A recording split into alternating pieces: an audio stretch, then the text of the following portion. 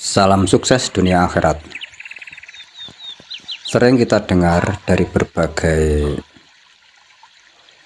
komentar, baik itu suara dari para kiai, motivator, ustadz, ahli supranatural atau spiritual, dan berbagai kitab-kitab suci.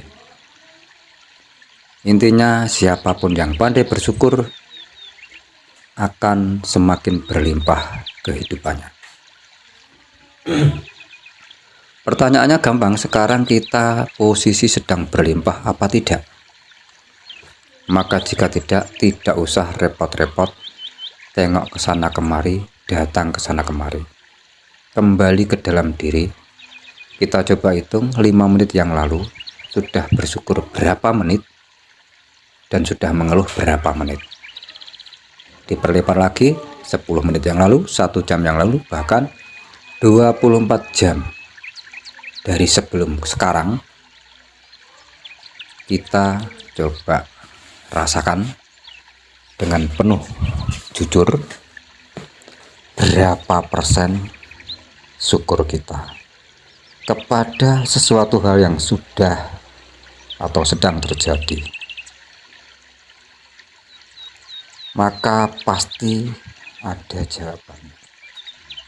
Setelahnya silahkan diperhatikan, apakah firman Allah, apakah komentar-komentar para ahli sufi, ahli tasawuf, atau syiar-syiar agama, atau para spiritual, motivator yang mengatakan jika bersyukur adalah jalan terindah, termurah, tercepat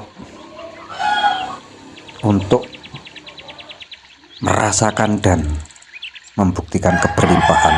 Itu benar.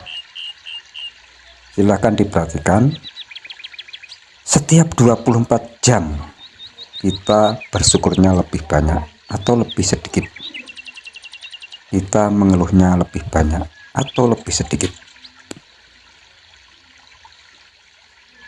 Kalian akan ketawa sendiri ketika kalian melihat masih terpuruk. Bisa dipastikan masih banyak mengeluhnya, masih banyak takutnya, masih banyak khawatirnya, masih banyak marahnya, masih banyak congkaknya, masih banyak keinginan-keinginan yang jika belum terlaksana atau belum terjadi sangat mengeluh dan kembali mengeluh. Sebaliknya, ketika kita mengerjakan apapun dengan penuh cinta, tanpa dibatasi harus terjadi atau tidak sekarang keinginan kita, tetap penuh syukur proses yang sedang kita jalani, meskipun realita belum sesuai, maka itulah jalan tercepat, termudah yang bisa kita lakukan saat ini. Jadi mari membiasakan diri atau ngusum nih, hajar aja bersyukur apapun yang sedang terjadi. Ada yang bertanya ke saya, teori syukur kalau nggak ngerti caranya kapan istighfar. Pertanyaan ini tidak salah, karena dari kebanyakan syiar itu disuruh istighfar. Kenapa kalau kita istighfar? Menyadari kesalahan, ya enggak? Karena hakikatnya kesalahan kita lah yang akan memanggil atau kirim pesan ke alam semesta. Kita diganjar sesuai kesalahan tadi. Misalkan mengeluh, maka alam akan menghadirkan sesuatu hal yang bikin kita mengeluh. Entah itu anaknya yang rewel, entah itu pasangannya yang gak sesuai keinginan, atau mungkin tetangga, teman, dan lain-lain, bisnis dan lain-lain yang intinya tidak sesuai ya apa yang kita inginkan. Karena kita sering mengeluh, alam semesta pun menghadirkan itu.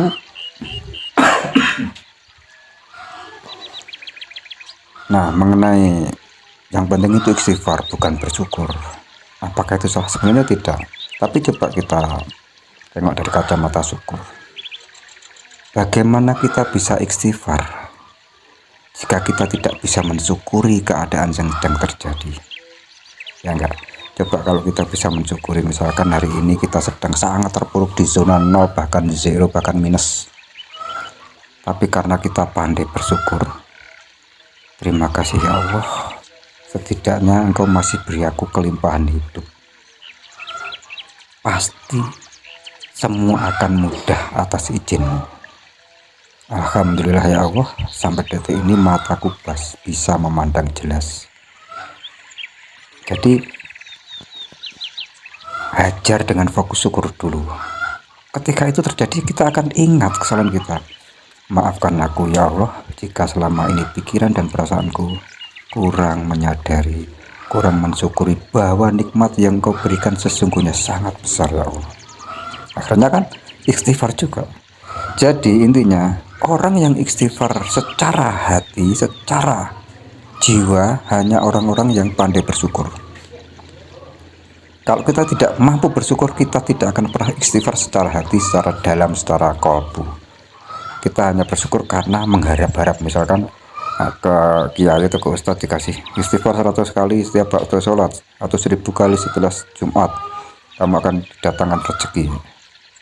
Itu kan judulnya. Tapi kalau kita tidak paham tentang istighfar, kita akhirnya justru istighfar itu bukan benar-benar minta ampunan kepada Allah, tapi jadi aku pokoknya baca istighfar pasti dikasih Allah duit, dikasih Allah rezeki yang limpah. Intinya masih apa ya namanya, nuntut hak. Jadi bukan istighfar dengan kesadaran. Tapi kalau kita disuruh bersyukur dan kita memahami, alhamdulillah masih hidup, alhamdulillah masih selamat, alhamdulillah masih punya pasangan, dan lain-lain, alhamdulillah. Intinya pokoknya apapun alhamdulillah. Meskipun sedang jatuh, alhamdulillah masih ada kesempatan untuk terus berkembang atau belajar. Karena selama kita belum mati, itu masih dalam tanda koma. Namanya koma, belum mati atau masih bisa berkemungkinan hidup.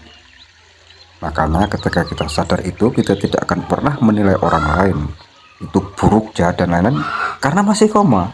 Bisa jadi yang kita pandang buruk ke depan bisa jadi baik, mungkin dapat hidayah dari Allah. Nah, terus bagaimana supaya kita tidak terpengaruh? Ya udah, kita bikin zona syukur kita makin besar. Doakan dia, ya Allah jadikan dia orang yang pandai bersyukur, jauhkan dari godaan makhluk yang membuat dia berbuat salah. Alhamdulillah ya Allah, hari ini Engkau masih beri aku kesadaran tentang mensyukuri apapun yang aku lihat, aku rasakan, aku pikirkan. Terima kasih ya Allah, terima kasih ya Allah. Hajar saja dengan itu, maka jika konsisten 30 hari, ada aja alam semesta akan menghadirkan keberlimpahan itu. Entah pekerjaan Anda naik gaji, entah yang nganggur tiba-tiba dapat order, atau ada pekerjaan baru, atau apapun itu. Perhatikan ucapan saya. Mari kita senantiasa bersyukur. Allahumma berkah abadan-abadan, kun fayakun, masa Allahu qadiran abadan-abadan. Terjadilah atas kuasa Allah apapun yang kalian lakukan. Syaratnya pasti Allah itu menuruti prasangka hambanya. Sementara Allah mendauhkan bagi hambaku yang selalu senantiasa bersyukur atas apapun yang ku izinkan terjadi, maka akan ku tambahkan berlipat ganda, berlimpah-limpah keberkahan-keberkahan yang lain, yang bahkan datangnya tidak akan pernah dia sangka-sangka. Oke, sampai jumpa. Salam sukses dunia akhirat.